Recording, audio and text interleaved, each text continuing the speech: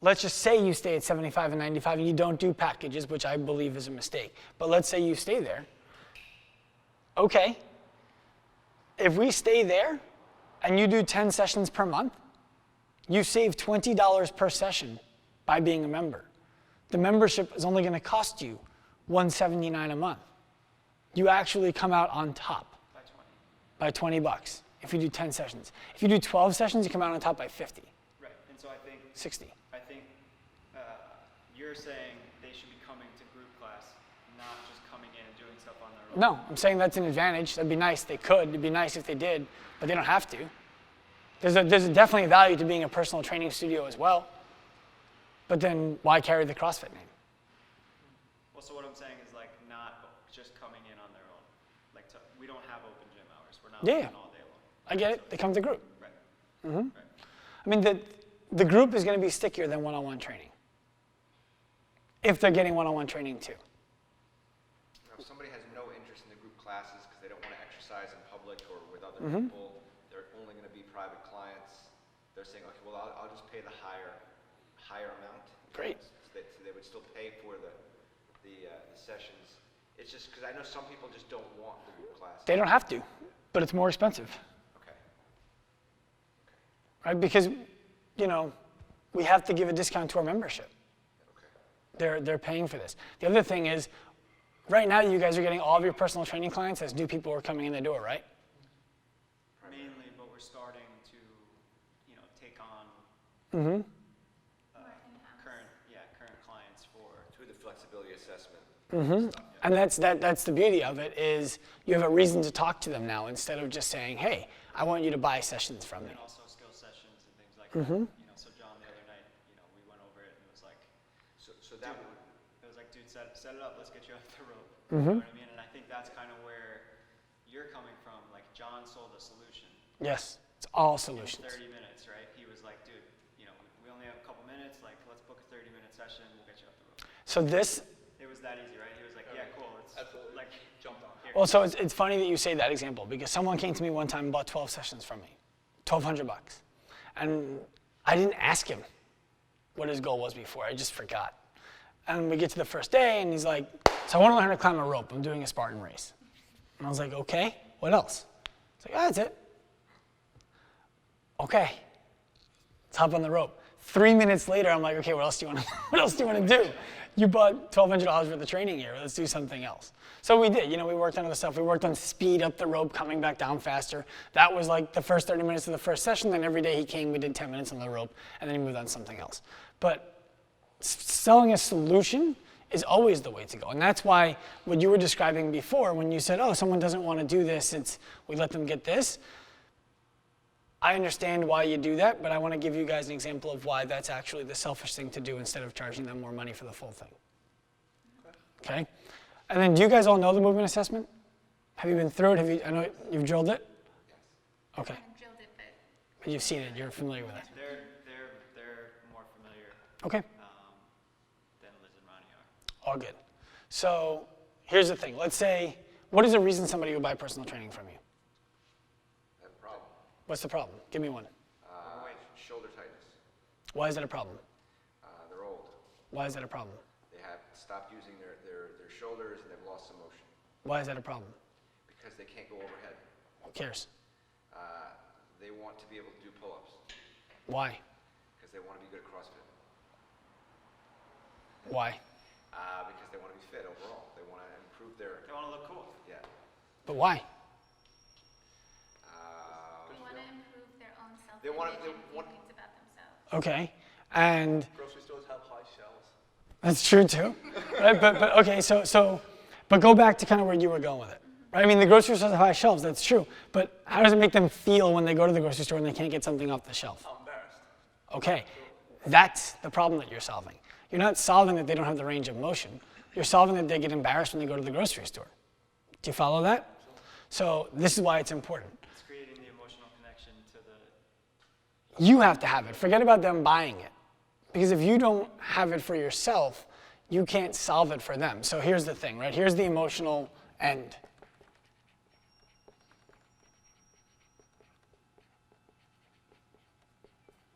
This is what they want to end up with, right? Nobody comes in and says, hey, I want to pay $900 a month to have bigger biceps. Like, they might say that, but what they're really saying is, I want to get laid more, or I want to look in the mirror and feel better about the way that it is, and whatever. I want to fill out my shirts. I don't want to get picked on, whatever. It's this emotional end. If you get this from them, let's say, for example, somebody comes to you with I can't get something off the shelf at the grocery store, I'm getting old, I don't want to be dependent on somebody else, and plus it's embarrassing when I get there. And you evaluate them and you say, you know what, okay, based on this person is definitely going to need 3 sessions a week.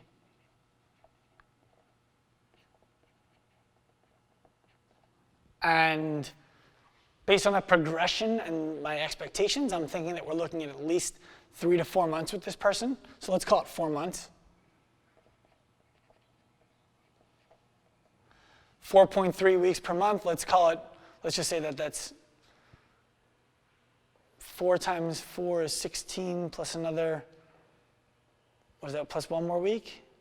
Yeah, we'll just say 1 more week. So it's 17 weeks. So 17 times 17, what's that? 52 sessions, is that what 17 times 3, yeah, it's at 51. So 51 sessions. Now, if this person is overweight, are the sessions how long I'm going to do it for them? What else do they need? Nutrition. Okay, what does nutrition cost? We're working it Yes. out. Let's say, we have 3 different options for nutrition. Okay. ranging And From, it's phased. let's say 250, Two-phased. 250 a month. No, go through 3 tiers. I know it's not finalized. Don't worry, I'm not going to hold you to it. What is it? I think the tier 1 is like 250 for phase 1. Right. And then you graduate to like $80 a month. Okay, so let's do this instead. A little more. What is this person, 54 years old? 4 months. So we have options. I want to know what they need. They're 54 years old. They're 50 pounds overweight. They haven't exercised more than they've tried all the other stuff, but they haven't really committed to it. They have no idea what they need to eat. Their pantry's full of processed foods. They have poor eating habits and poor emotional connection to food. What do they need? They need high accountability. They need increased one-on-one sessions. So the first session, so it would be top tier. Which is how much a month? $250 for phase 1. How long are they going to be in that phase for? It's 3 months. 3 months. Okay, and then the 4th month is what? Would be phase 2, and that would be probably $150 a month. Okay, so 750 plus 100, so 150 you said. So 750, it's $900 in nutrition.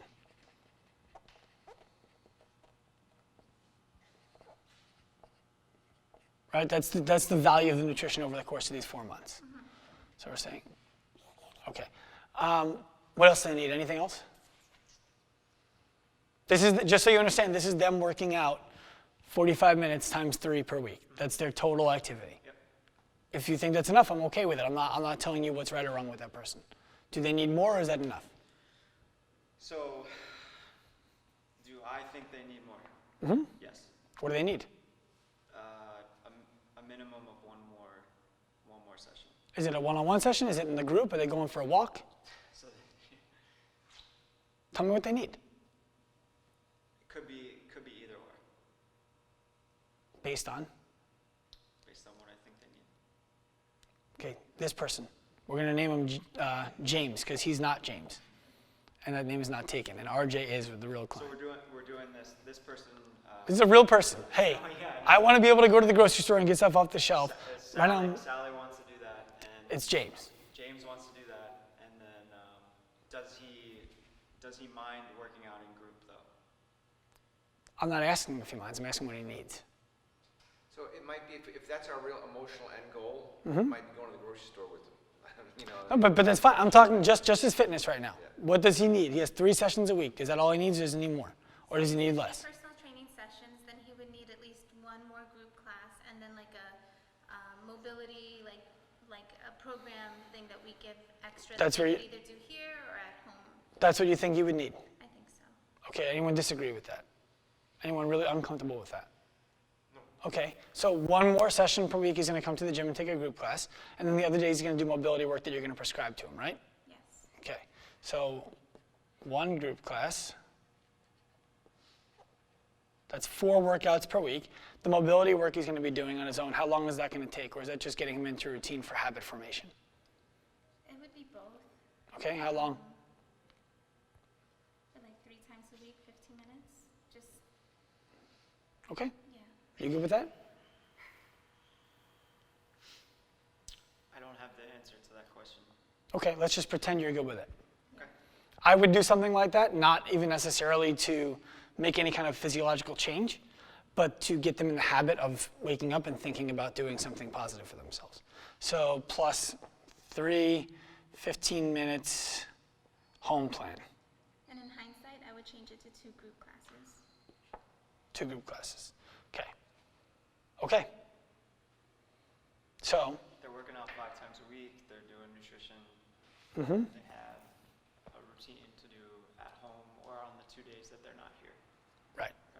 And this routine is not going to be an invasive routine. This is going to be a, hey, walk on a balance beam barefoot. Like go buy a 2x4 at Home Depot, walk on it barefoot for 10 minutes, and then I want you to sit in the bottom of a squat for 5. Get out whenever you feel like you need to. Then I want you to do some, we're going to do some walking on our hands. Exactly. This is just literally 15 minutes of mindful work at home. Easy stuff. Okay? Are we comfortable this is what this person needs? Yes. Okay. What would this cost? 51 sessions is going to be how much at your rate right now? 70 times 50 is 3,500. Plus another one is 3,570 plus 5 times 50. Yeah, that'd be better. I don't have one. You've been holding out as Jerry. I was doing Common Core in my head. Wasn't working out. Just do 51 times 75, please. So this could technically have 2 prices for a member price Maybe. and a non-member. Maybe. We're not even talking about that right now, though. So this is 3,825 for the training. Nutrition is 900. Carry the 1. This is $250 a week, like a month. I guess, What? For that For the in-home programming? FitBot. 250 a month? Okay. Sure. So that's going to be another 1,000. 2 group classes, 179 a month. What's 179 times 4? 320. Yeah. 320. No, Definitely not. I can't do math. 720. 716, yeah. Okay. So now, Jerry, please add up these 4 numbers. Now, 179 is for 3 times a week. Would we less than that because it's,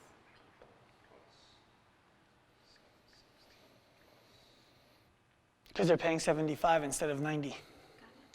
6441.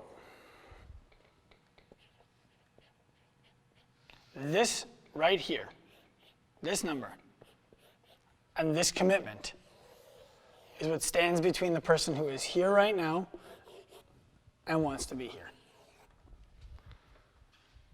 Now, when you're talking to them, you need to know that. Because what happens is someone's going to say to you, oh, wow, it's a lot of money. And it is. And you don't have to charge them this whole thing up front. You don't have to. You can absolutely break this up over 4 months. You can break it up over 6 months and say, listen, you're going to pay 2 months past when you're doing it. I'm not worried about how you end up getting paid this. But if you tell them, okay, you know what? Instead of 3 sessions a week, let's do 2. Because it's cheaper. Are they going to get to their goal? no. Okay. So is that empathetic or is that selfish? Selfish? Because you got them to buy, but you didn't get them to their goal. Do you follow? If you don't charge them for the nutrition, you don't do the nutrition. I'd rather just do you have a book I can read? Or is it like a macro counter I can find online? They wouldn't ask that, but that's what they'd be asking for. If you're like, yeah, you know what, we can do that, and then they don't have to worry about the nutrition. We can just take that out. Are they going to get here? Okay. So is that empathetic or is that selfish? Okay. Not to give it to them is selfish. 2 group classes a week. If they need these and they don't come get them, are they going to get to here? Okay. So is taking their money minus 716, giving them this 716 discount and not ever getting them to here, empathetic or selfish? Okay. If they need to build a habit at home, that's 15 minutes a day, and you don't provide it to them, And without this, they can't get to their goal. Empathetic or selfish? But you just saved them $1,000. How is that selfish? Still, they paid $5,441 and didn't get what they wanted, didn't get what they needed. Right. It wouldn't matter if they paid $5 and didn't get what they needed. I can't come 5 times a week, Okay? no matter what, Okay? no matter what. Okay. You might be in the wrong place. Okay. Right? I mean, the truth is, if I want to get you to your goal, I need you to be able to do this minimum work requirement. And I totally get that you can't come 5 times a week. What I don't want to do is take your money and not give you what you're paying for it. So right now, this is the truth as I know it. So if I can't come 5 times a week, then you might have to adjust your goal. Mm-hmm. So that's a way you could work with it. Okay, so you want to do a Spartan race. You Or want to it do, might not be 4 you want- months, it might be 6 months. 100%. You want to do this Spartan race. Well, I don't think you can do that when you have to do the small and sprint. Mm-hmm. If you want to do that. So I think we do this without actually knowing that we do it, Okay. right? Not this, Mm-hmm. but again, everyone has to sit down with me, and it's like, I don't think you're ready to go into group. Well, I'm not going to pay this. It's okay, So it's like we do this, just maybe not in this type of prescriptive. You don't need to do it in this type of prescriptive No, model. but do you understand what I'm saying? Like, Of course. So we have, I can use somebody who came in last week. It was like, hey, I understand that you want to enter group class. This is what you need, though.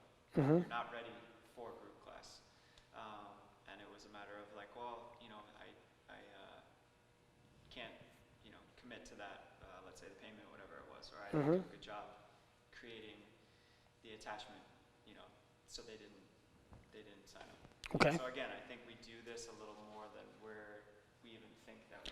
I believe that. I don't want to come across like you guys are not being empathetic, like you guys are being selfish. That's not what I'm saying.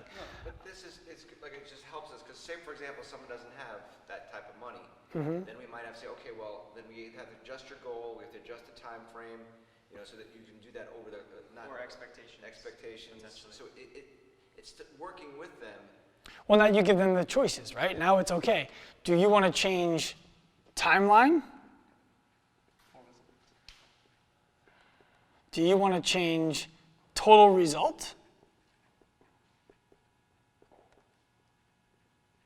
Or do you want to change comfort? So comfort meaning I know you're uncomfortable paying this. okay. I know how you feel. I've felt that way too. For myself, I just bought a $10,000 weekend to be coached on better communication with people and organizing my own life. I don't want to spend $10,000. I'm not making $1 million a year. $10,000 is still a lot of money, especially for a weekend. 2.5 days. Hey, look, I know you don't want to do this. Nobody wants to pay it. It's do you want to get the outcome that comes if you do it? By the way, the outcome is not guaranteed. Yeah, fuck it. Right? So it's, do you want to do something that makes you uncomfortable so that you can have long-term gain? And look, you physically don't have the money? Got it. That's a possible reality for people. Have you guys ever thought about the reasons why people don't buy from you? This is why they don't buy in general. But why they don't buy from you? Okay. Can I erase this? We'll come back to this. This is some whiteboard you got. I know. So is it just my whiteboards or because it's both? What do you mean, both what? Maybe there's a treatment we're supposed to do. Maybe it's the market. I always wondered this. You know what? It's funny. I had a quartet whiteboard, and they gave me a hard time about the treatment too. It's like, oh, you didn't do the treatment right, or whatever the case is. You didn't use the right marker. I said, okay. I said, you know what? No problem. I got it. So I filmed the video, and I wrote the alphabet, A through Z. And I said, okay, my name is Sean Pastuch. I'm filming this video for Quartet whiteboards. I'm using a Quartet marker, like they recommend. This is a Quartet whiteboard. It's about 4 months old. Let's get the camera in and show you how it looks. I'm going to draw the alphabet on the whiteboard. I drew the alphabet on the whiteboard. And I said, now I'm going to use the Quartet eraser that comes with the markers on the whiteboard. I'm going to erase the letters. Oh. It doesn't erase. I'm like, so then I sent it to him. I said, Quartet, you can either send me a new whiteboard and whatever solution I need, or I can release this video. And they sent us 2 new whiteboards. The black hole option. Well, it's the truth. Truth, though. There we go. Oh, yeah. There we go. And in the winter, man. But seriously, do you have whiteboards that suck like this? Yeah. Every day, my right arm, Okay. I never close So, any. so they're not gonna leave here and be like, man, No. that cheap ass. No. His whiteboards. No. I always thought they were cool, you know? That's why we got, that, to be quite honest, that's one of the reasons why we. They're, well, it's frustrating because you probably paid $400 for this, $300 for this. It's like, why, what am I doing wrong? Right. The markers don't write, the erasers don't erase. Yeah, no. All right, so here's the reasons people won't buy from you. Reason number 1, price exceeds value. The perceived value is lower than the actual price. Easy question number 1, right? You don't go looking for a car with $500. The value is I need to get from point A to point B. I understand that I need to pay for it, but you don't necessarily have to buy a $100,000 BMW. You might, but you don't have to, right? So if you were going to buy a car and you show up and you're like, this car is $100,000, do you want it? What would you say? Hell yeah. Okay, sign here, it's yours, right? Are you gonna buy it? No, Why not? because I don't have $100,000. Okay. Reason number 2, you physically don't have it. Really don't have it.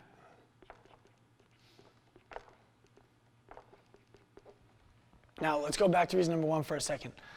Can you ever justify $100,000 on a car that gets you from point A to point B? No. So what is the value of a car that costs $100,000 versus a car that costs 20? I know what your answer is gonna be. I've seen Do you know what it is? It's flashy. What does that mean? People see it, people see you in, you feel a little better.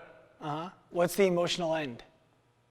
The emotional end to that. Mm-hmm. The emotional end. You get laid more. Oh, yeah. Maybe. You get out, you feel like you're big cheese, right?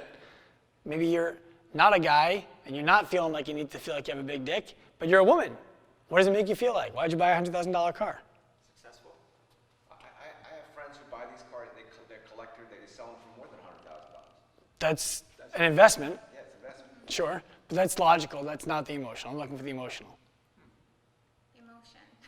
Emotion. Like you feel, Makes you feel good. hey, you feel like a boss, right? So that's the value here. That's why when you go sit in the new BMW, when you go sit in the new Mercedes and you're asking them about it, you don't walk in the door and say, hey, I'm looking to buy a Mercedes, my budget's $500 per month, I want 6 cylinders, I want 0 to... You're walking to the dealership to say, how you doing? Have you sat in the car yet? Go ahead, sit in it. How does it feel? First question they ask, if they're good, Feel. right? What do the seats feel? Yeah, Right, and then so you say, feels amazing, and then they say, right. it's gonna cost you $105,000, and then you go to. And then you're number like, two I and don't you have say, that. Okay, got it. But if you did have it, you would be making the decision based on, is that feeling worth that price? Because it's not getting from home to work anymore. If you don't have it, you can't buy it. It is what it is. Number 3, they don't trust you to solve.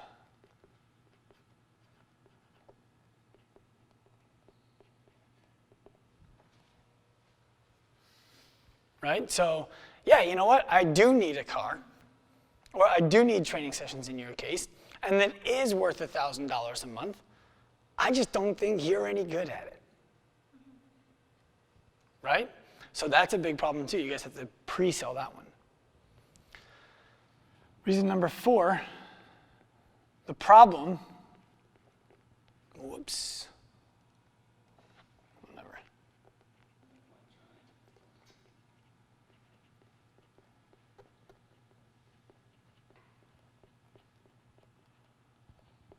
The problem is not worth solving. This is where I feel most people, especially in fitness, get hit. Right? Because you're selling them better movement, you're selling them better fitness, you're selling them longevity, but they don't perceive that as a big enough problem. Go ahead. Yeah, and I think obviously that's like, you hear the old saying of like, sometimes it takes a scare to make it worth Yep. solving. So yeah. I mean, does anybody here think sugar is good for them? Do you eat sugar at all? Do you eat sugar at all? He doesn't eat anything but meat. Nothing but meat? Huh? Carnivore diet. Okay. Don't get into it. Yeah. Do you eat sugar at all? A little bit. Do you eat sugar at all? Okay. It's not a judgment thing, right? It's that. Yeah, I mean, I put sugar in stuff, but the idea is, I don't feel like I'm going to die tomorrow, so the problem is not imminent enough for me to solve it right now. Not necessarily the best. They tell you you're going to lose your leg But because if you you have have diabetes. diabetes, If I believe him. My father-in-law has diabetes. He's an ice cream man and he eats his own food. Has McDonald's. But he did see his parents die of COPD and he stopped smoking. Right? So it's, do I trust the solution that you're suggesting is going to solve my problem? I don't feel that bad. I'll just take this insulin, then I can eat the sugar. What's the big deal? Right? What's the solution? Not eating it. I have a better solution. I'm going to take a shot. And I'm not even talking about my father-in-law. I don't know if he takes shots. But you guys follow my rationale there? So what happens is, this is the biggest thing that you guys are going to run into when you have somebody come to you and you want to sell them something that you know they need, but costs a lot of money, and that's the barrier between them and buying it. You follow that? so helping them see that it is worth solving. Yes. Letting them explain to you why it's worth solving. Right? So, And then using quality of life and trying to connect things emotionally and long term. yes. So we talked earlier about putting something on the grocery shelf. And we ended up getting down to being embarrassed that they couldn't do it and wanting to be able to do more things like that in their life, right? You can't even stop there. You brought your grandkid with you. You brought your kid with you. Right? What do you want to be able to do with them? Does this affect you in any other parts of your life? Yes. Okay. Do you think this is a problem worth solving? Like, ask them the question. Yes, I do. Do you believe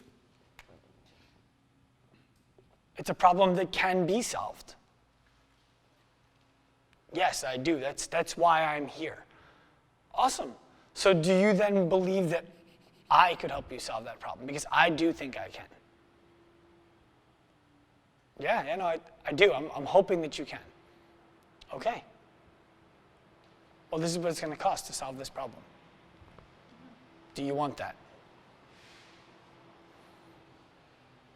At that point, they can't negotiate what they're getting. That's the solution to the problem that they had. And if they say, I don't know, it's really expensive, I understand, it is really expensive. I pitched you what I believe you need to solve the problem that you came to me with. If you want to solve a different problem, we can talk about something different. But if this is the problem that you want to solve, and this is the time frame that you want to solve it in, this is what it costs. Is this something that you want to do? You can pay for it like this, you can pay for it like this. You can pay for your $6,000, for example. It's 4 months of work. I don't care how you guys break it down. You can pay it up front for $6,000. You can pay it over the course of the 4 months for $1,600 a month, which ends up working out to $6,400. Or you can pay for it over the course of 6 months. You can pay $1,200 a month, which ends up working out to $7,200. Because of the cost there, that lets you know that they're very motivated, they're going to do what you say. Mm-hmm. But they've already become emotionally attached to what they want to solve.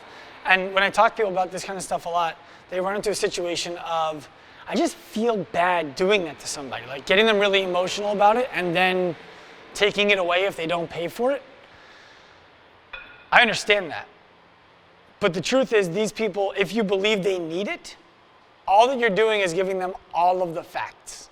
You're putting all of the facts of their life in front of them, and then you're saying, this is what you've told me to be true. Right? That's where it needs to go. Do you guys understand that? Any questions about that? Any questions about this whole idea? If they don't have it, what would you do? You own the place. It's on you. What's that? They don't have it. Yeah. What do you do? Come and get it. What if they can't get it? Sorry. Okay? What else? They can also adjust their goals, They can. think through things differently. I'm saying we've gone down that whole line. They're like, look, I'm living paycheck to paycheck, man. Come back when you have it. One option, right? Another option is, hey, this is something else that might work for you. I just don't feel comfortable selling it to you. Here's a book. Here's a website. Here's an accountability calendar. Here's a podcast. Give them enough information to arm themselves with being able to help themselves for free. Don't let them leave with nothing. Never let them leave with nothing. Because Right. when he does have it, he's going to say, oh, that person helped me out when I had nothing. Mm-hmm. They know what they're talking about. I'm going to go back to them. There's also the idea that, hey, listen to this podcast, read this book, and then email me at this address. Let me know if you have any questions about it. No email, no commitment. Email, okay, look, I can help you. Right? I mean, what are you paying me for today? Nothing. I charge $10,000 to go somewhere for a weekend. So this is, it doesn't always have to be right there. It's, let me see the commitment, and then I can come to you a little bit and create value for you. It's always available. You want to get them to prioritize this over maybe somewhere else. Yeah, but even if they can't, because sometimes it's like you have to take someone's entire life and, Oh, no, absolutely. right? You're also maintaining a relationship. Yes. You're always going to be the person they speak positively about. You're always going to be the person that they come back to. You're always going to be the person that as soon as they have that money, they're going to think about who they want to spend it on. It's going to be you. And you might actually help them solve the problem. It's just not a solution that you can justify charging them for. Right? The other thing is, look, I understand personal training is the big bulk of this. If you can commit to 1 month with me, I will teach you all of the skills you need to learn. It's just going to be skills. Then we're going to do programming online. It's going to take us longer than the 4 months, okay? But I will commit to you. You're going to sign up for programming for a year, up front. You're going to do 12 personal training sessions. Now, instead of it costing you $6,000, this whole thing is going to come down to something different. We changed the time frame without asking their permission, but we're still going to try to deliver them the same solution. You guys follow that? So kind of coming to a compromise. It's a win-win. You don't want to compromise. Compromise means you both lose a little bit. You want to make sure that everyone is winning. Hey, look, you can't do 3 days a week for 4 months. I get it. That is expensive. It's worth it, but it's expensive. Here's what I need you to do instead. You're going to do 12 sessions with me. I'm going to teach you all the skills. If you don't have the skills after 12 sessions, we're going to do 3 more at a time, increments of 3, to make sure that you have those skills. Can you agree to me? Can you agree on that with me? Yes. Great.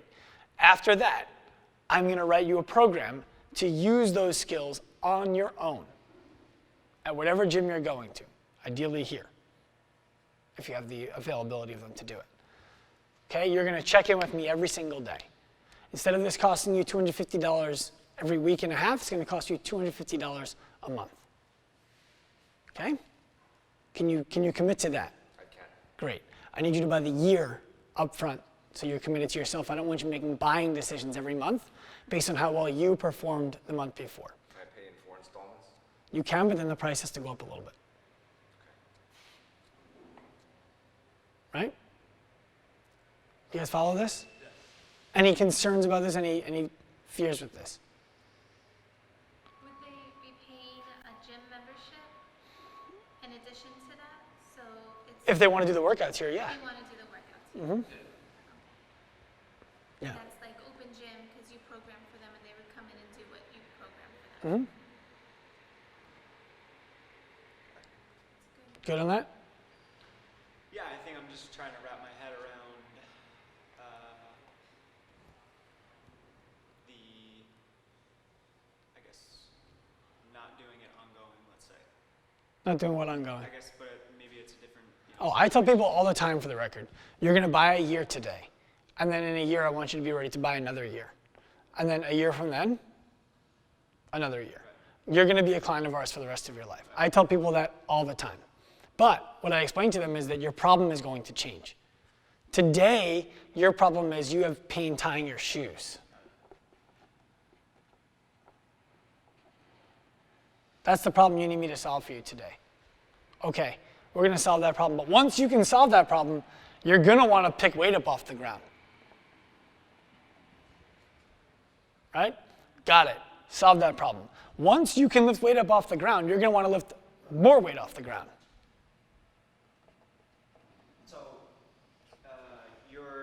let's say you're selling 4 months, right, tying shoes. Sure. Okay, you sold me 4 months. When they get to that point, you're sitting down with them, reevaluating goals, things like that, having a 15-minute phone call, whatever it is. You know, what do you want to do now? That Yeah. kind of thing, right? Cool. So it's essentially like, let's say, you know, we did this awesome job. Let's sit down. What's the next goal? Let's see what's next. You need the goal after the goal. So like goal review session, essentially. So one of my mentors talks about needing the goal after the goal. He wanted to be a rapper. White guy, white Jewish guy from Roslyn, wanted to be a rapper, right? So he landed a record deal. I will skip the whole, it's a really good story, but he lands a record deal, goes out to, I want to say California, does a concert, totally bombs, never gets a second record deal. He's like, you know why? I never had a goal after the goal. My goal was to get a record deal. It's like you look at these guys who make it to the NBA and sit on the bench for their entire lives. They never have a goal except get to the NBA. You need a goal after the goal. So I pre-sell that. I let people know before we start, hey, right now you want to tie your shoes. Eventually, you're going to want to be putting up fast times and workouts in class and being shredded. It's just the reality. It's the natural progression. Maybe you won't get all the way to there, but you're going to fall somewhere between here and there. So let's just plan to be constantly coming back to your goals and figuring out what's next. That's all. Right? Otherwise, we'd be screwed as a company. Every time someone gets out of pain, they would quit. But they don't. Follow that? All right, let's talk through your pricing and the way you do it for a month. See if you can make more. Cool? The rationale for you in saying you're 75 a session instead of 75 for 24, for example, 85 for 12, and 99 for 1 is what? What's the value to you in not having this scale? We originally changed it because when we allowed them to buy a number, set number, they weren't using it. Okay, so what's the least number of sessions that you're allowed to use in a month right now at this gym? Let's say we don't have a least number. So you don't have a minimum right now. Okay, so can I buy 2 and then buy 2 more? Yes. And then 2 more? Yes. And then 2 more? Yes. Why would anyone buy fucking 2 at a time? Why would I ever risk? We haven't had that. Right, because people aren't thinking. Why would I ever risk my sessions expiring? I'm gonna buy 1. Cool, I want another one now. I want another one. Why would I ever do anything else? So I guess the way that we've been selling it to people is the built-in accountability. You know, you're buying 12 sessions each month because I need you here 3 times each week, Okay. or the 16, or you know. Yeah, I'd be like, cool, I'll just pay you when I come. The price doesn't change, I'll just pay when I come. Yeah, I mean, well, that's like a drop-in. It's an expensive drop-in. Some people do Yeah, but it's the same price. Here, the drop-in is the same as the membership.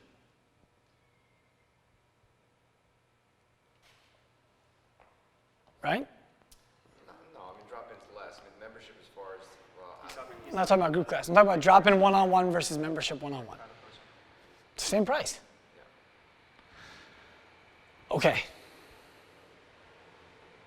So, Make sure you bring this up on your podcast on Thursday. I'm going to grill him on my podcast on Thursday about personal training. I think he's really, really smart. I think he has this totally fucking backwards. So, you have no minimum. So the reason people are buying sessions as a group is because they're like, okay, this is what they told me to do. I'm just going to trust them. They buy into it, right? Yeah, But they're this is what you need. right, and they're not thinking about the finances. They're not saying, wait a minute, so can I buy these one at a time?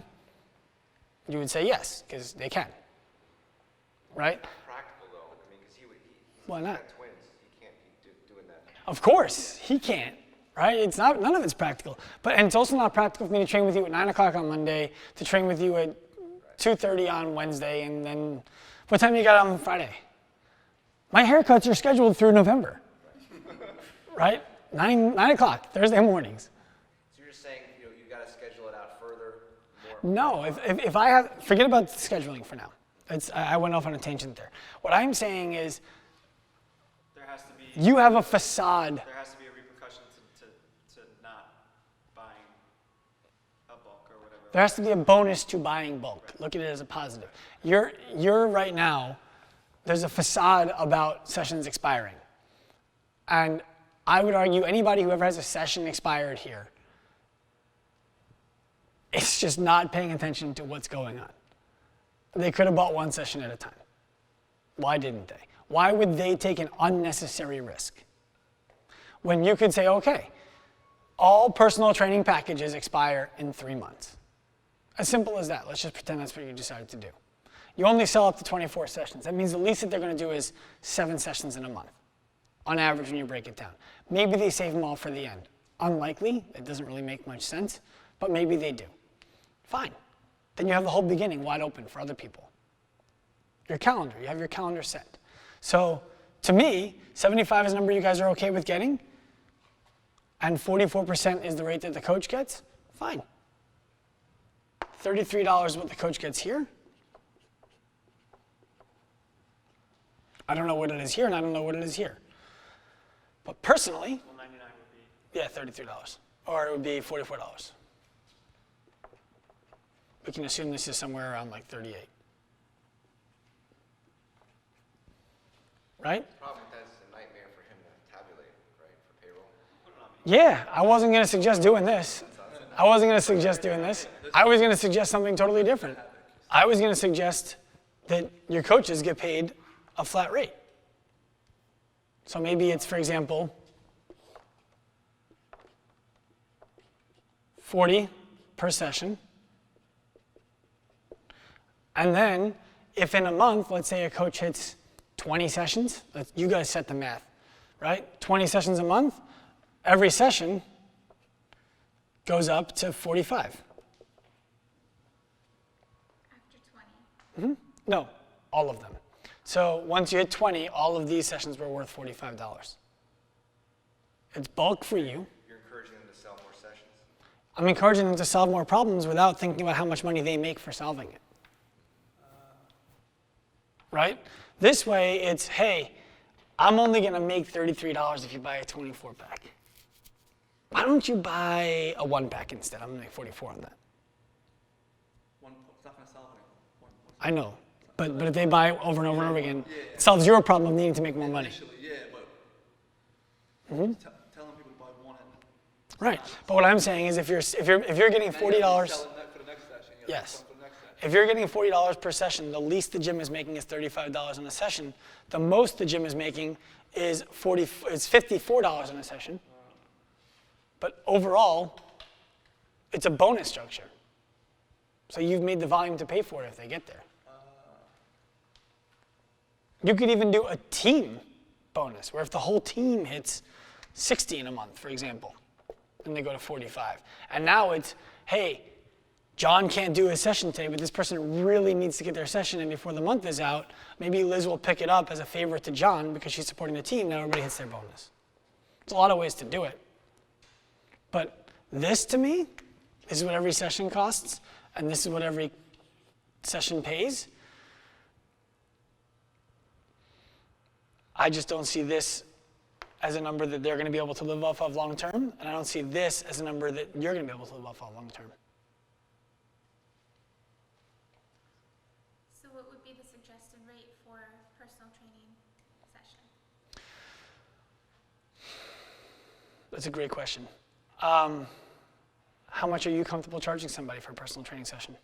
I'm not the right person to ask. But that's the answer, right? It's at what point is it not worth the time that you're spending on it? Right? I mean, I wouldn't. When I was a personal trainer at Equinox, the gym was getting about $99, $100 an hour, whatever it was for me. Don't remember exactly, and I was getting 44. So similar breakdown. But I was getting 44 whether they bought a 1-pack, 12-pack, 24-pack, 48-pack. And I would tell my clients, Well, that's how it's set up now. They're getting the same rate whether. yeah, but the clients were incentivized to buy a 24-pack because it was less expensive per session. I was happy. Now my schedule was full. I knew exactly what I was doing for the next 3 months at 9:30 in the morning. And I was going to be able to solve Liz's problem that she came to me for, as opposed to being frustrated after 4 weeks that I have to go fucking sell her again, and she doesn't want to buy it in the first place. This sucks.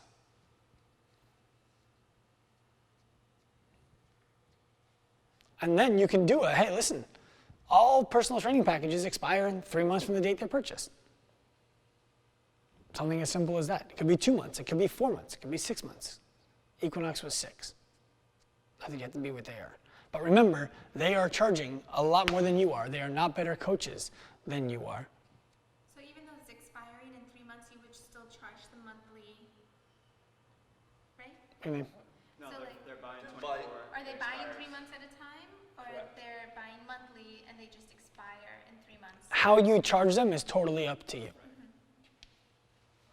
Right? You're asking if they buy 24 sessions, can they pay for them over the course of 3 months and break down that cost in 3-month increments? But I think if you allow them to do that, right, unless I'm misunderstanding, and maybe you're saying charge them a little more per month if they're doing that, of course. Yeah, you charge a collection. If you're, yeah, okay. Right. It can't be, whether you buy 3 months up front or you charge Of course. per month, it can't be the same. Well, you can't buy 24 sessions over 3 months and pay the same price. As the person that's buying 24 right now. Correct. Right, I'm thinking more like right now, our monthly package is like 12 sessions, right? So- 12 to so- 16 so sessions pretty much monthly, where- so it would change a bit, No, so. so that might stay the same, but what Sean's saying is that if we want the person that's now paying 900 a month, if they want to buy that number over 3 months but pay for it right now, it might break down to 800, right? Or the opposite, depending on how we want to do it. And you have the opportunity here to say, look, I get it. You only want to buy 12 sessions. No problem, but they're 85 a session, for example. Cool. So, here's the question I have for you. Sure. Getting current clients that are paying 75 to pay 85, 95, whatever it is. What's the You give them a date that's 60 days out or so. Prices are going to change at this point. If you would like, you can purchase as many sessions as you want between now and then. So, at the current rate? yes. We're giving you the opportunity that nobody else is getting. Any new client is paying the new rate today. Right, of course. And then coaches pay. I like a flat fee for the staff, with a bonus if they hit enough sessions. But what I mean is, so I have somebody that buys a year of sessions at today's rate, right? Not the rate in 2 months. What do they get paid on that? They get today's rate or the new? The coaches, in my opinion, would get the new rate. Okay. And you're taking a hit on it, but you're getting a bunch of money up front that you can do things with. Okay. Definitely different. But then would they expire in 3 months No, they bought for the year. for the year, so we just let it, It expires from, a year. So, I think so much. Well, the way he's saying it is they bought, for example, he's saying they bought on your current model. So they bought 8 sessions per month for the year, for example. Theirs still are going to expire as it's, yeah, right. And it's just helping our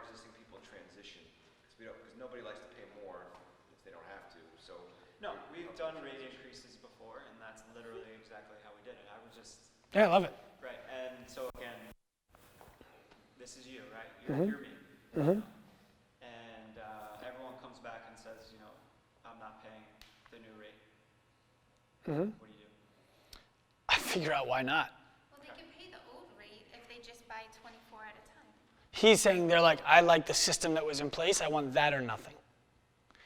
I think it's very unlikely that's going to occur, but if it does, it's a conversation, because then what's happening is they're saying, You have 2 months to get new clients. what? You have 2 months to get new clients. Yeah, but you're also dealing with this.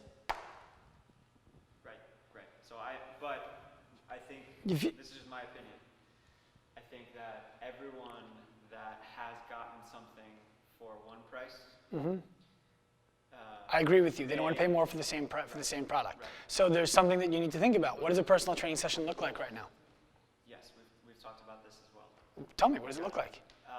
So I know where you're going to go with this. Tell me where I'm going to go with it, and we'll just get there then.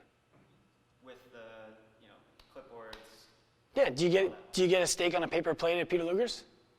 no, Presentation matters. got it. So start changing that now. Yeah. Of course, yeah, we've talked about that. Increase the perceived value of this session. Increasing perceived value is real value, right? If I come in and I'm like, $75 a session, here you go. I'm not pumped about it. But if I come in and I'm like, $75 a session, it's gonna be me and Tim over there. He's gonna be wearing that shirt that says no one else in the gym is allowed to talk to me. He's thought through my entire program. It's written on a clipboard. He's got his stopwatch. He's not having to ask if we can use the running clock in the gym. Everything about what we're doing is totally centered on me. I get an email from Tim at the beginning of the week reminding me of the goals that I had before I started buying with him, that he's excited to see me this week. And then I get a phone call at the end of the week asking me how I'm feeling. Like, that is more valuable than what you're doing right now. Cool. And maybe utilizing Fitbot for those clients as well. Fitbot's not free, is it? We don't do it, no, but I'm saying we don't do that now, so that's an added, Right, that's what I'm saying. right. And this goes back to the other day when again, you were here, I think I talked to Jerry about it, where I showed the client, hey, I got all 12 of your workouts, mapped out. Oh, that's really cool, that's awesome, So it worked. We never, yes. Okay, just making sure. It did work. John saw me do it, and I wanted to see what the reaction was, and the reaction was positive. Yeah, because it's about you thought about me. Right. You always, If they get it through email where they have it, you can email it to them too, but now it's like, hey, you had it, it's here in front of me, this is what I'm focused on right now. This and you. for the next 12 sessions. Exactly. And then you always, by the way, increase this before you touch that.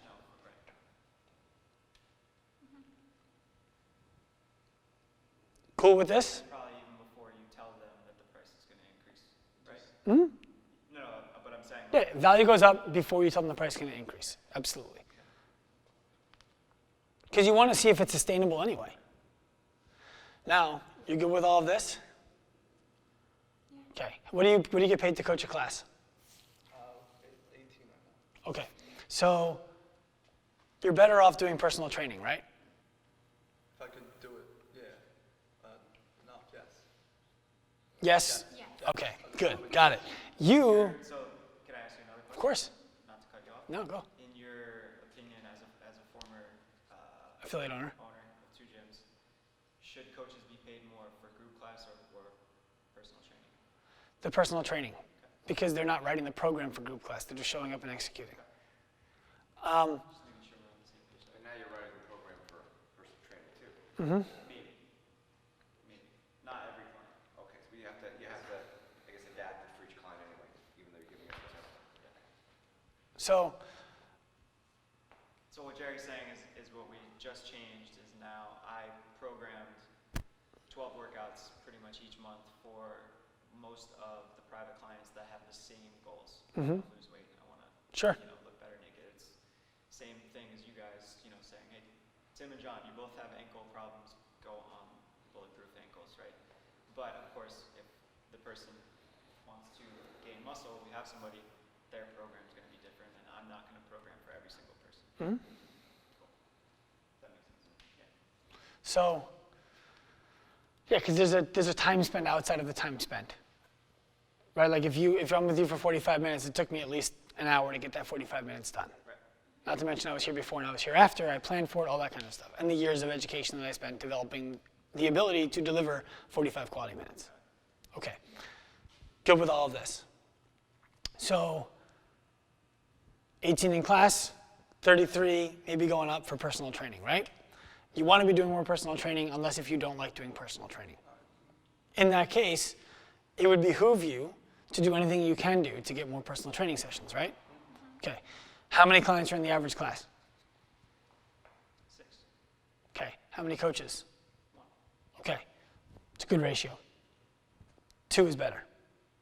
If I'm over here and you say, let's say for example, I'm reaching down to the ground, this is my standing level pelvic flexion. It's not, but let's just pretend it is. What's that? It's not. Right. What's one of the things you might be considering for them? Not you. What would you consider doing for someone who can only get to here and it's deadlift day?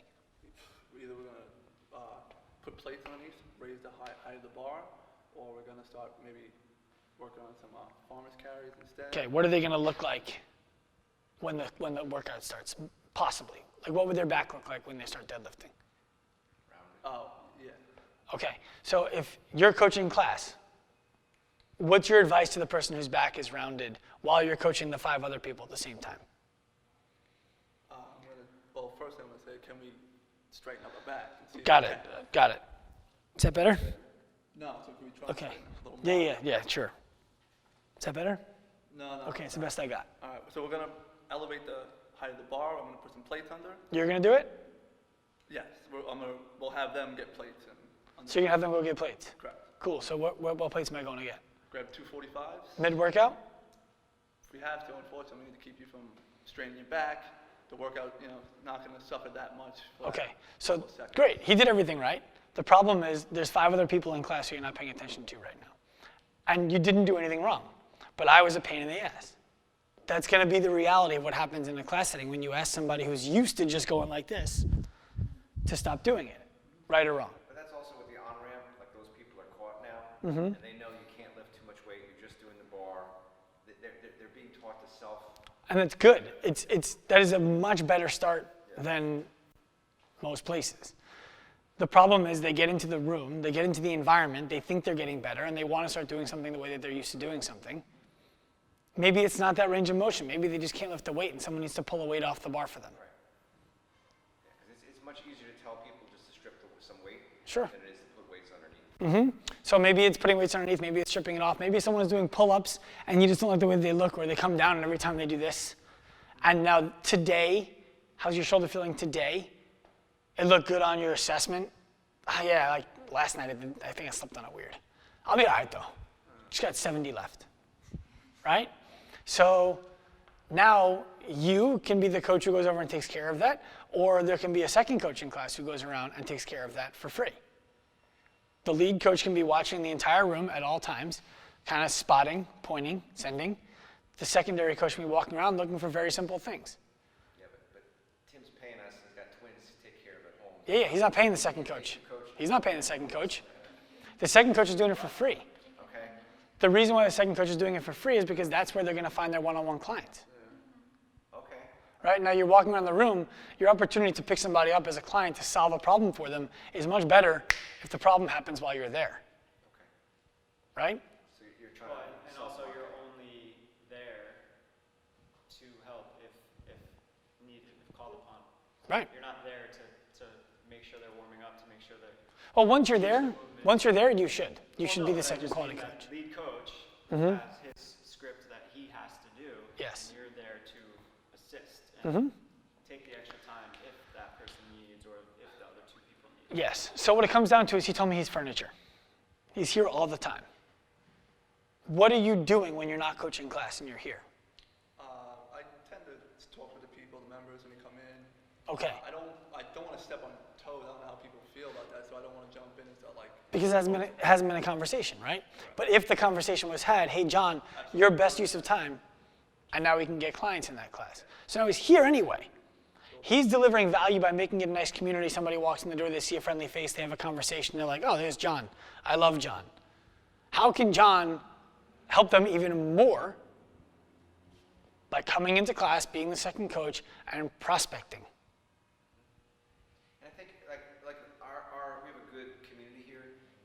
coaches, we like each other. And I think it's just knowing that that's what's happening as opposed to, Tim's not being a good coach right now. Of course. He's missing this person who's surrounded. That's not what's happening. Tim introduces it. We're trying to let Tim coach so we can do a little bit of personal training and to try to develop that client potentially into, that member into a personal training client. Yeah, class starts. Tim introduces John. Hey guys, you all know John. He's going to be a second coach in class today. If anything really specific to you is going on, make sure you grab John's attention. He's going to come around to you. Right? I mean, schedule it. It's just more like saying this is what we're doing. Yeah, this is how we do things here. And the goal, right, is cool. John is coaching 15 classes a week right now. The goal is John gets down to coaching 7 or 8 classes for the right to do 20 hours of personal training here and make $40 an hour doing it. 45 if he hits his bonus. Of course, there has to be a minimum. It also increases the perceived value of the gym. Of course. It increases the real value of the gym. There's 2 coaches. And it's working for free with the idea that this will pay off long term. So when you're a personal trainer at a club like an Equinox, or I'm not sure how Lifetime does it, I think it's similar, you get floor shifts when you start. Everybody you're on the floor from 5:30 to 8, you're on the floor from 8 to 9:30, or 8 to 10:30, or 10:30 to noon, whatever, right? They have these floor shifts. And when you first start, you're required to do X amount of floor shifts per week. It was 5 when I was there. You have 0 personal training sessions, you have 5 floor shifts per week. The goal is that you pick up clients during those floor shifts. You also get like flyers in your mailbox. Sally just joined, call her. Okay. It takes the average coach 6 to 7 months to get to be full-time there, because that's when they try to get their client. They wait until the things come into their mailbox to sell personal training clients. I talked to a girl today. I went in today just to see if I could get them to try to sell me something. And when I was there, I asked one of the girls, I'm like, hey, what's the deal? How's it going? How long have you been here? She's wearing a blue shirt, which means she's on the floor. She's like, oh, since February. Cool. How are sessions? Oh, pretty good. That's 8 months ago. I was full-time in 5 weeks. The way I did that, and then you're not on the floor anymore. The way I did that was by being the second coach in class in their model. I would go into the group fitness classes and ask the coach, hey, can I help you out in any way? Yeah, it'd be great. I would walk the floor, see someone doing something, spark up a conversation, start to spot them. And I would come in for free during the times I wanted to see clients. So I became the friendly face who was there at the time that those people are already coming in, which just so happens to be available on my calendar. I got full really fast. So if he can get himself to 20 sessions a week, making $45 a session is making $900 a week, plus his plus his classes, plus if he's doing any programming for people. Could end up working a 30-hour week and making $75,000 a year when you factor in the programming. That's not bad. Right? Not bad at all. Right. But you have to be the second coach in class for free to do that. You willing to do that? Absolutely, 100%. That's the point. So it's better for you now. What's the likelihood people are going to join your gym when there's 2 coaches in every class? Higher. You win, he wins, members win. Follow that? Any questions about that? Not doing it for free. We should talk about that. That you guys no longer offer the assessments for free. We no longer offer. You told me you charge for the assessment, right? We do offer. No, we may have changed that. So we were originally charging, Okay. and then we, came up with, are you willing to do a 15-minute mobility flexibility assessment for someone with the, obviously, intention or potential to, turn them into a private client or a remote Right. coaching client. Perfect. Right. Because of course, if you don't have coaches willing to do that, you can't do it. Right. It just makes sense too, that even like the one session free, because it's like you're trying to use that time to continue to create value and Create the emotional connection. Yeah. So, hey, you can't touch your toes. Can you touch Well, that's the assessment. So the assessment can be free. And then that first personal training session for free is really especially helpful to people who are uncomfortable selling. yeah. Right? Who feel like there's, yeah. So what you're saying is that you don't necessarily need to start off with the session to being free. No, not if you're really comfortable getting it done, go for it. The guy we're transitioning right now, he was like, yeah, I want to do this. So if people don't need the free session, you don't have to give it to them. But if people are not sure, then you do give them the free session. You don't want to have a policy for some and not for all. Just give it to him anyway, right? Right. Like so if you're giving it to anybody, you're giving it to everybody. Okay. If he's giving it to nobody and you're giving it to everybody, that's okay. That's what you do for one, you have to do for everyone. Right. I like having it in there as an unexpected love. Here's some extra value for you, absolutely free. Not because I need to give it to them, but because it does two things. Number one, it makes them feel great. Number two, it lands them on a new program every time.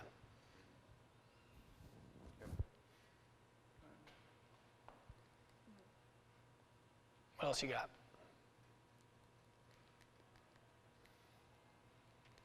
Anyone? Okay. So I have a question for you. I'm curious if it's the same for all of you guys as an answer. If someone said to you, what problem do you solve as a gym, what would it be? Just overall, Decrepitude. Are all of your members, That's what I learned in my level 1. yeah. That you're preventing decrepitude. I mean, you are. no, I think, I think one of the things that we've been trying to, maybe part of the value and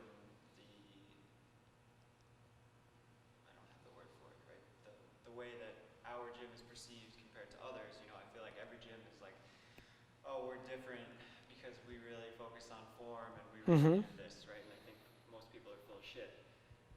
But I actually think that we do that, right? So I think that where we are different and what we're best at is, really like backing up our words with actions. So you're telling me how you solved this problem, but you haven't told me what the problem is.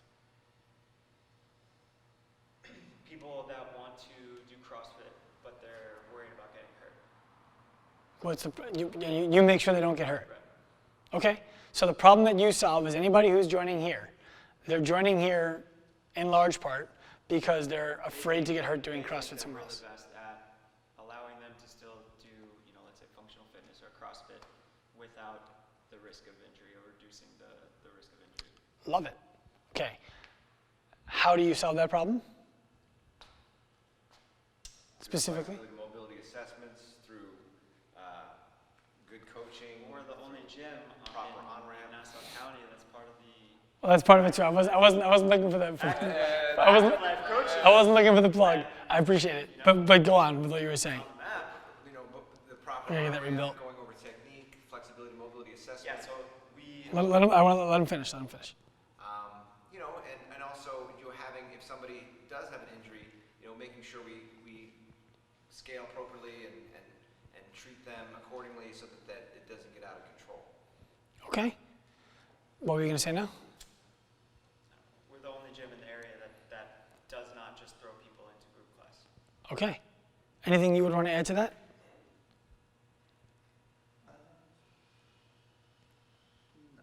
Anything you would add to that?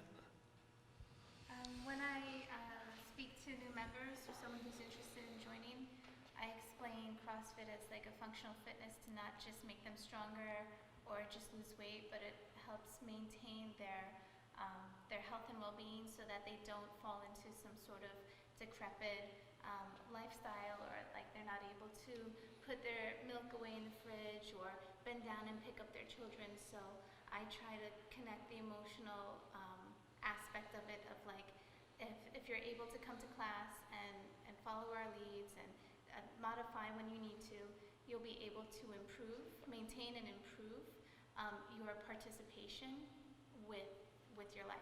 Does that usually land? Yeah. Okay, then it's the right person. So now this first question is what problem do you solve? You have it. Could you all say it quickly? Like if you needed to, could you say in 15 seconds or less what you guys do? Huh? We need to come up with a 30-second elevator. 15 seconds. 15, yeah, that's probably close to what it is. Right, so in 15 seconds, what is the problem that you guys solve? To me, it's pretty straightforward. You give people fitness without, The risk of injury, right? not the risk, With reducing the risk. without the fear of injury, right? So you're reducing fear for people. That's the problem that you solve. So improving fitness, decreasing fear. right? That's the problem that you solve in a really, really small nutshell. You guys figure out how you're going to say that in 15 seconds or less, but that's one. How do you solve it? You solve it with assessment,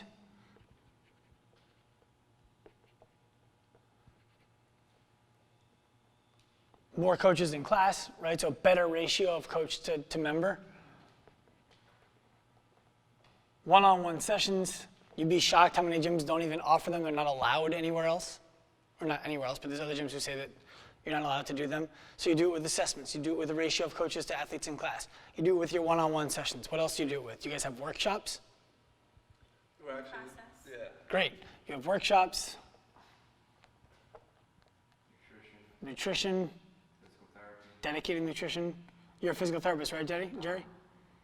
Physical therapy. All these things, that's how you do it. Now the question is, why are you uniquely fit to solve that problem? Us as a gym or us like individually? No, as a group. What's your nutrition education? I'm a registered nurse. Okay. What's your nutrition? Did you go through? Well, Tim's a nutritionist, and then My degree's in nutrition, and then we brought on a registered dietitian. Bachelor's in nutrition? We brought on a registered dietitian. To do what? She, like, the program is written by her. Got it. We Great. You have PT. administer it, let's say. You guys have professionals in here Right. who have worked with a multitude of people just like the people we're going to come to with these problems. And you're accredited by other people who are saying, yes, Liz is fit to solve this problem. Yes, Tim went to school for 4 years to get a bachelor's in nutrition and then went and learned additional from a registered dietitian who wrote the program for them. They have a physical therapist on staff. You're not going to have to worry about dealing with something and having a coaches tell you to do more. They have a physical therapist they can refer to right in-house for no additional fee. That's why you. Now the only thing you need to solve is, who has it? This problem. Who has this problem? They need to have their fear reduced so that they can work out. If you know the answer to that, then you guys can market effectively for low cost, talk to the right people about the right problem, and not be telling people, we can help you make the varsity team, or we can help you go watch your kid play on the varsity team. You're not looking for both. So you're at the game, but who you're scouting is not necessarily the same thing. Right? Because the words that you're going to use to attract mom and dad are not the same words that you use to attract the kid. The videos, the images that you're going to use are not the same. The reason why we're filming this right now is because we want more gyms to turn pro and do this kind of stuff. Because then the whole fitness landscape improves and we stop worrying about competing with someone who's charging $30 a month and not giving people shit except the perception that it's going to work. Right? Yeah, it's your whiteboard. I'm not going to erase it. So, yeah, I can't erase it if I wanted to. So who has it? How are Like, you gonna erase it? What company is this? like you have, if you know these things, all you guys have to do now is start saying, okay, literally, just name the person who has your problem. George or Jane. Let's just pretend that's your guy and that's your girl. How old are they? So you're talking about making a target? Yeah, a really, really, really, really fucking specific target. How old are they? 42. Over 35. Okay, so 35 to 55. Perfect. That's the same market that we're looking at. Okay, 35 to 55. Are they, what do they do for work? Probably sit all day and work in the city. So city workers?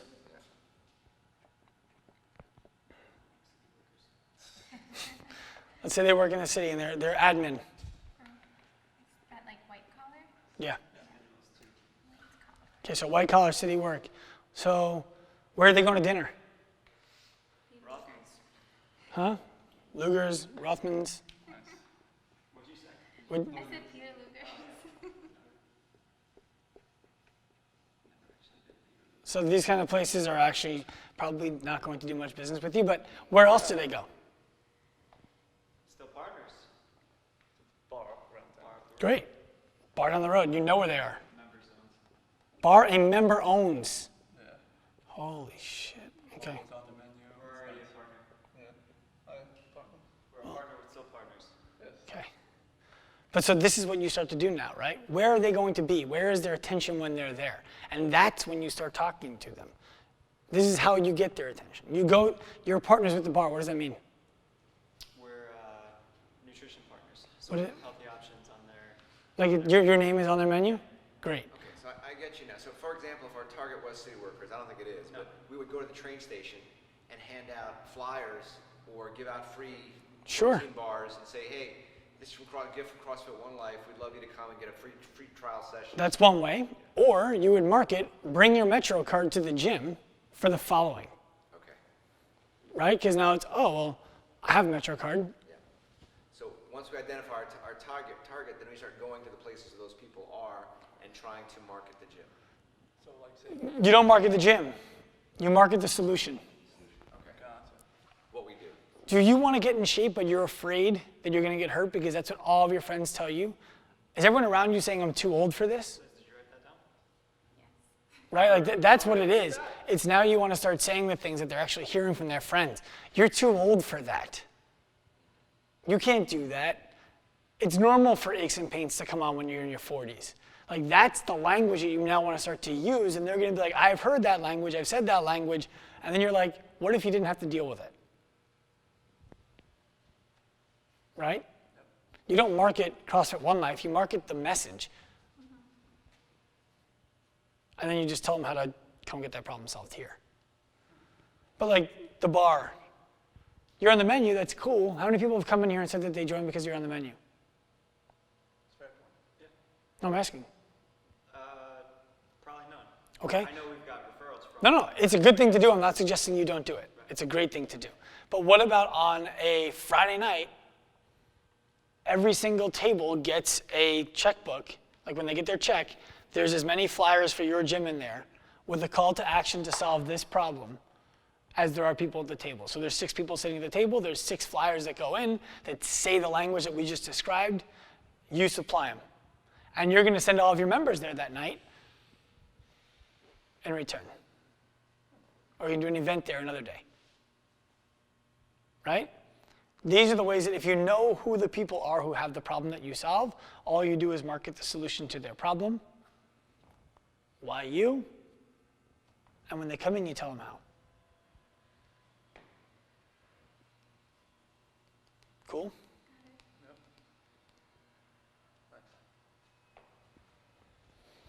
All right. What are they actually writing underneath it? You mean like the actual won't like caption this. or Yeah, huh? You won't like this. No, what are they like? They wouldn't write you won't like this. They're saying like awesome workout, great push. Yes. First pull up. Right. They're celebrating little victories that everybody is celebrating, but there's no story to it. So more is not better. Post once a day if you can get it done, but have something intentional in your post that leads people to understanding that this is the problem that you just solved for the person who's in the video, or this is the process that they're on to have that problem solved. Right? So Jerry came, like you make a post of Jerry doing a pull-up. Great. First of all, it should be clear. It shouldn't be a blurry photo. Second of all, it shouldn't be the coach who's coaching class taking the photo. But now, you have the photo on your social media. This is Jerry. Jerry's 50 years, you're not 50, I don't know how old you are, but Jerry's, yeah? 48. Yes, you're not 56. So Jerry's 56 years old, and he joined the gym because, why'd you join the gym? Right? After 3 months of being here, he's done this much personal training. Tell the whole story. And then you go into the story on your social media, and you elaborate on the story. Okay, that's good. I mean, like even me, like my story is I was a runner, marathoner, came to this gym because I couldn't do a pull-up because so much strength imbalances and things, and I can do do a pull-up. Right. And how does it make you feel? Great, Why? because I'm more fit, more balanced, How are you compared to your peers? much better shape. How does that make you feel? Like I'm gonna live forever. That's the sale. But it's the truth, right? That's the sale. And now in the story, it's you talking at the camera, or you're a member, you don't want to do it. It's Tim talking at the camera about how it makes him feel as a coach that his member just achieved this. And if you're interested in learning more about this, shoot me a DM. You're putting polls in there. You're making the story especially interactive. Right? The story, Can it be a minute or less, or can it be longer than that, or they're 15 seconds or less. You can't, it's gotta be tight? but you can do 20 of them in a row if you want to. But it has to be interactive. You want people sending you DMs. You want people clicking on your polls. You want people moving the slider. You want them to get used to this is Tim's story, or this is Jerry's story, this is CrossFit One Life's story. I'm going to engage with them. This is not just a tap, tap, tap, tap, tap, tap, tap. Okay. So they get used to If engaging. you wanna ask me how I can go from not doing a pull-up to doing a pull-up, you know, It's not that whole thing. So it's very simple. Like, hey, how would it make you feel to be able to get a pull-up? yeah, how many of you would like? Put a poll up. Okay. Do you have a pull-up or do you not have pull-ups? Oh yeah, I do. You're just making friends. And you're also scouting as to what topics you can elaborate on based off of their interests. And if I put a poll up that says, hey, would you like to get your first pull-up? And 7 people vote yes and 84 vote no, what do you think I do? If 7 people, then I DM all 7 of them. Hey, so you wanted to get a pull-up. What are you doing about that? You have those, you get those, yeah. What are you doing about that? I want to solve your problem. Looking for story results. Hey man, go into the story, swipe up. I'm not swiping left and right anymore. I'll show you. Down. But I do that all the time. No poll goes undM'd. No response where somebody says something, you usually message those people and interact with them a little bit. Yes, I am a, that's a positive way to put this. I'm on social media a lot. I mean, it's my business. I'm on it on people all the time. The same way I have alarms on my phone to send random people who are in my life a message that says, how are you doing? Because I don't want to lose touch. I do that on my social media all the time.